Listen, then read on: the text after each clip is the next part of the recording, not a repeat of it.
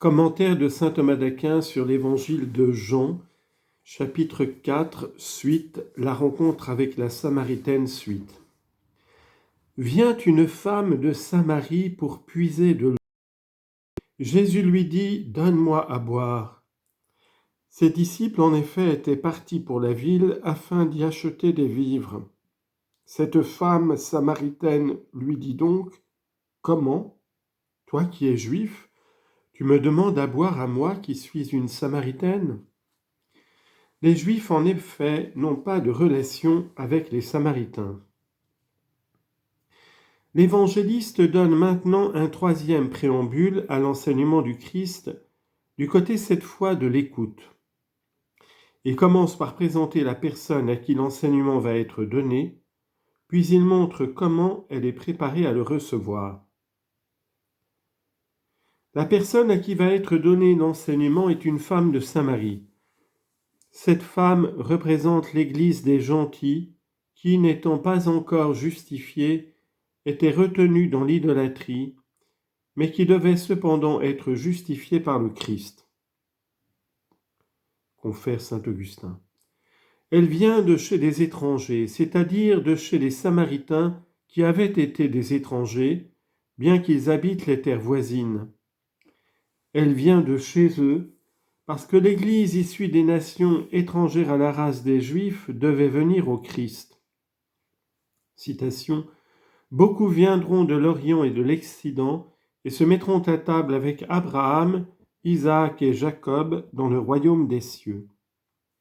Matthieu chapitre 8 verset 11. Jésus lui dit, donne-moi à boire. Cette femme est ici préparée à être enseignée par le Christ. L'évangéliste donne d'abord l'occasion que le Christ donne à la femme de l'interroger, puis il montre que le moment est favorable. L'occasion qui prépare la femme à recevoir l'enseignement du Christ est sa propre demande.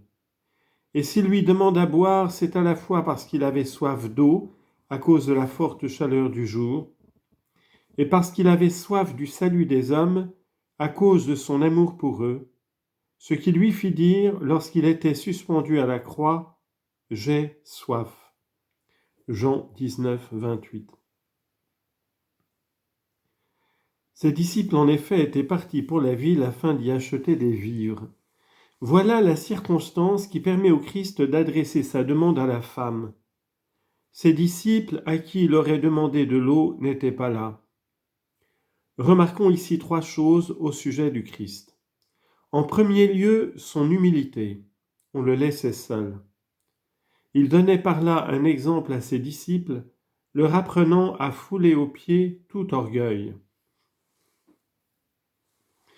Mais peut-être pourrait-on se demander quelle nécessité il y avait d'habituer les disciples à l'humilité, eux qui avaient été d'humbles pêcheurs ou fabricants de tentes. Ceux qui font une telle objection doivent prêter attention au fait que ces pêcheurs devinrent, en un instant, plus dignes de respect que tous les rois, plus éloquents que les philosophes et les rhéteurs, et devinrent aussi les amis les plus intimes du Seigneur de l'univers.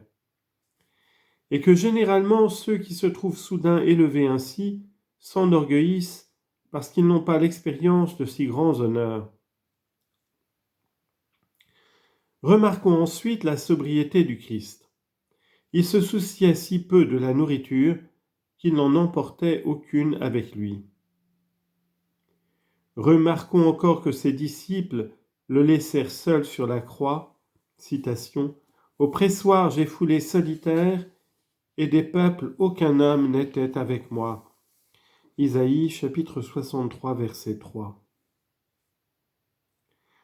Le Seigneur, nous l'avons vu, a préparé la femme à recevoir son enseignement spirituel en lui donnant une occasion de l'interroger. L'évangéliste rapporte maintenant la question de la femme, puis donne la raison de cette question.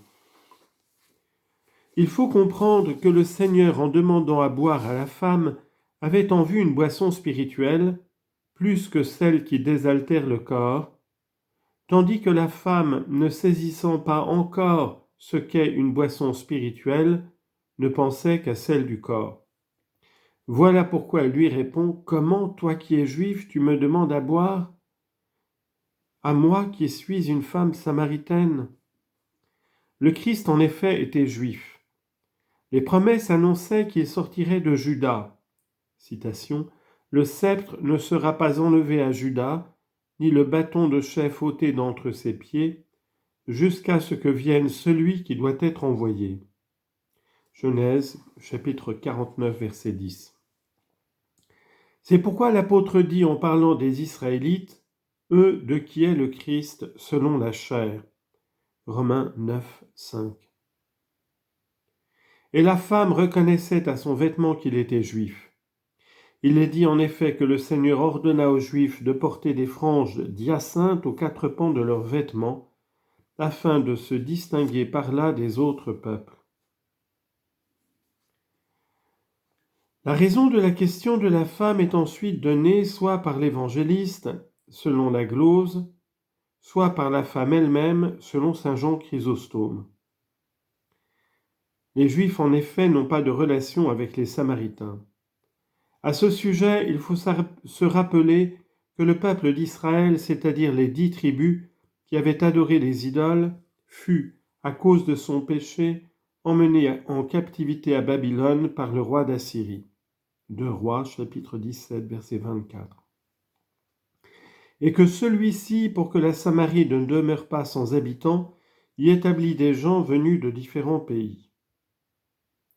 Mais alors qu'ils y étaient ainsi installés, le Seigneur voulant montrer que s'il avait livré les Juifs, ce n'était pas par manque de puissance, mais à cause de leur malice, envoya à ces gens des lions et des bêtes sauvages qui en firent un massacre.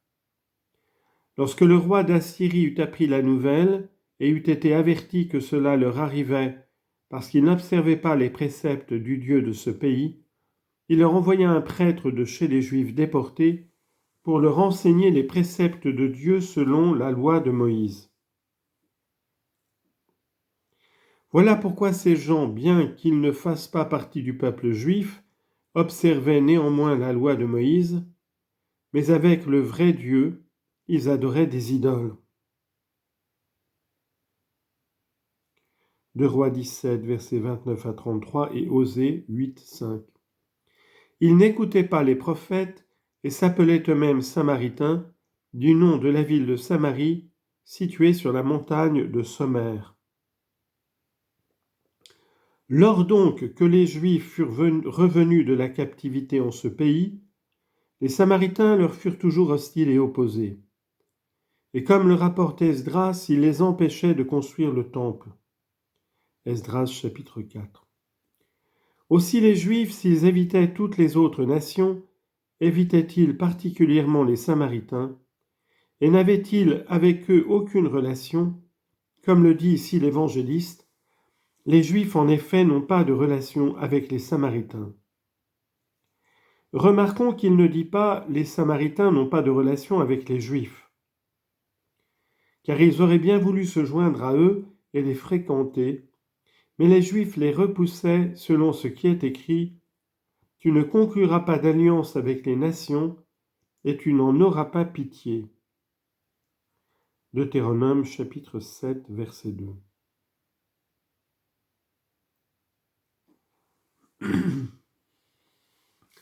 Mais s'il n'était pas permis aux Juifs de fréquenter les Samaritains, pourquoi le Seigneur demanda-t-il à boire à la Samaritaine ? À cela, on pourrait répondre, selon saint Jean Chrysostome, que le Seigneur savait qu'elle ne lui donnerait pas à boire et que c'est pour cela qu'il le lui a demandé. Mais une telle réponse n'est pas satisfaisante, car celui qui demande ce qu'il n'est pas permis de demander n'est pas, pour ceux qui le regardent, exempt de péché, et il n'est pas sans scandaliser, même si on ne lui donne pas ce qu'il demande. Ce qu'il faut donc répondre ici, c'est que le Fils de l'homme est maître même du sabbat. Matthieu chapitre 12, verset 8. Et qu'en maître de la loi, il pouvait appliquer ou ne pas appliquer la loi et les observances légales, selon qu'il le jugeait bon. Or le temps approchait où les nations seraient appelées à la foi. Voilà pourquoi il entretenait des relations avec elle.